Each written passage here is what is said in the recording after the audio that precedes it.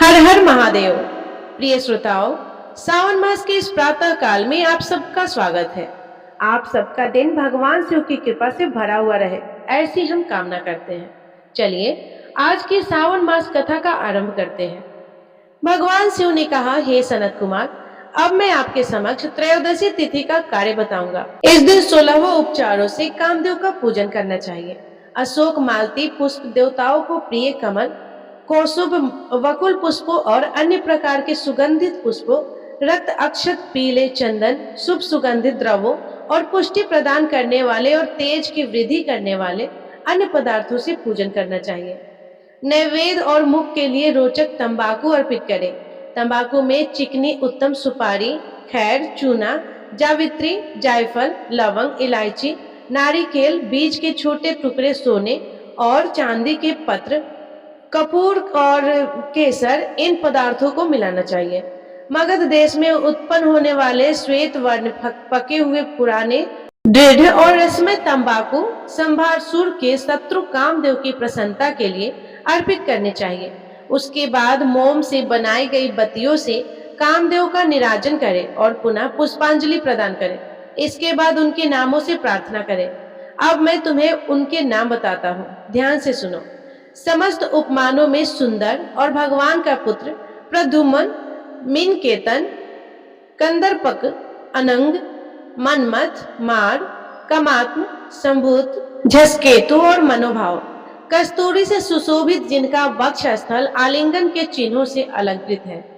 हे पुष्प धनवन, हे सरासुर के शत्रु, हे कुसुमेश, हे रतिपति, हे मकरध्वज, हे पंचेश, हे मदन, हे समरन, हे सुंदर, देवताओं के कार्य की सिद्धि के लिए आप शिव जी के द्वारा दग्ध हो गए। उसी कार्य से आप परोपकार की मर्यादा कहे जाते हैं। आपके दिग्विजय करने में बसंत की सहायता निमित्त मात्र है। इंद्र दिन रात आपका मनोरंजन करने में लगे रहते हैं, क्योंकि अपने पद से च्युत होने की शंका में वे तपस्वियों से भयभीत रहते हैं। आपके अतिरिक्त दृढ़ मन वाला दूसरा कौन है जो शिव जी से विरोध कर सकता है? पर ब्रह्मानंद के समान आनंद देने वाला आपके अतिरिक्त दूसरा कौन है? और महामोह की सेनाओं में आपके समान तेजस्वी कौन है? अनिरुद्ध के स्वामी और मलय गिरी पर उत्पन्न चंदन तथा अगरू से सुवासित विग्रह वाले जो देवेश कृष्ण पुत्र है, वह आप ही है। हे शरदकालीन चंद्रमा के उत्तम मित्र, हे जगत की सृष्टि के कारण जगत पर विजय के समय दक्षिणा दिशा तथा पवन देव आपके सहायक थे। हे नाथ, आपका अस्त्र महान निष्फल नाद होने वाला, अत्यंत दूर तक जाने वाला, मर्म स्थल का छेदन करने वाला, करुणा शून्य और प्रतिकार रहित है। सुना गया है कि वह अत्यंत कोमल होते हुए भी महान शोभ कराने वाला और अपने तुल्य पदार्थ को भी दर्शन मात्र से शोभित करने वाला है। जगत पर विजय करने में सहायक होने से प्रवृत्ति ही आपका मुख्य अलंकार है। हे विभु, आपने सभी श्रेष्ठ देवताओं को उपहास की योग बना दिया है, क्योंकि ब्रह्मा जी स्वयं अपने पुत्री में कामास्थ हो गए थे। विष्णु जी वृंदा में अनुरक्त कहे गए हैं और शिव जी पर स्त्री के कलंक के कारण अस्पृश्य हो गए हैं। हे मानद, यह वर्णन मैंने मुख्य रूप से किया है, अधिक कहने से क्या लाभ। इस श्लोक में अपने वश में रहने वाले ब्राह्मण विरलय है, इसलिए हे भगवान, इस प्रकार की गई पूजा से आप प्रसन्न होइए। सावन मास में शुक्ल पक्ष की त्रयोदशी तिथि के दिन पूजा प्राप्त करके कामदेव प्रवृत्ति मार्ग के विषय आसक्त व्यक्ति को अत्यधिक पराक्रम और शक्ति प्रदान करते हैं और निवृत्ति मार्ग में रहने वाले व्यक्ति से अपने विकार को हर लेते हैं। इसका अर्थ है, जो भी संतान प्राप्ति के लिए उनकी इच्छा करता है, वह उसके पास पराक्रमशील और शक्ति बनकर जाते हैं, और जो वैराग्य के मार्ग पर अग्रसर होना चाहते हैं, उनके ऊपर से वे अपना कामदेव का मोह दूर कर देते हैं। सावन मास में शुक्ल पक्ष की त्रयोदशी तिथि में अपनी पूजा के द्वारा संतुष्ट होकर यह कामदेव सकाम पुरुष को अनेक प्रकार के अलंकारों से विभूषित और मनोरम स्त्रियां प्रदान करते हैं और दीर्घजीवी गुणों से संपन्न सुख देने वाला श्रेष्ठ वंश परंपरा वाले अनेक पुत्र प्रदान करते हैं। हे मानद, त्रयोदशी तिथि का जो शुभ कृत्य है वह मैंने तुम्हें बता दिया है। अब चतुर्दशी तिथि में क्या करना चाहिए वह सुनो।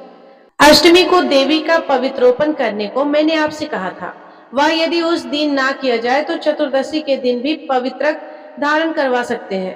चतुर्दशी तिथि को त्रिनेत्र शिव को पवित्रक अर्पण करना चाहिए। इसमें पवित्रक धारण कराने की विधि देवी और भगवान विष्णु की पवित्रक विधि के समान ही है। सिर्फ प्रार्थना और नाम आदि में अंतर कर लेना चाहिए।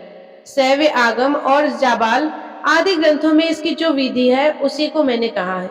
विकल्प से इसमें जो कुछ विशेष है उसे मैं आपको बताता हूँ।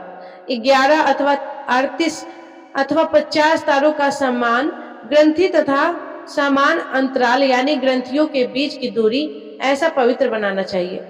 पवित्र 12 अंगुल प्रमाण के, 8 अंगुल प्रमाण के, 4 अंगुल प्रमाण के अथवा 2 पूजित शिवलिंग के विस्तार के प्रभाव वाले बनाकर शिव जी को प्रसन्नता के लिए अर्पण करने चाहिए। इसकी विधि पहले ही बताई जा चुकी है और फल भी पहले कहा जा चुका है। जो भी व्यक्ति इस व्रत को करता है वह कैलाश लोक को प्राप्त करता है।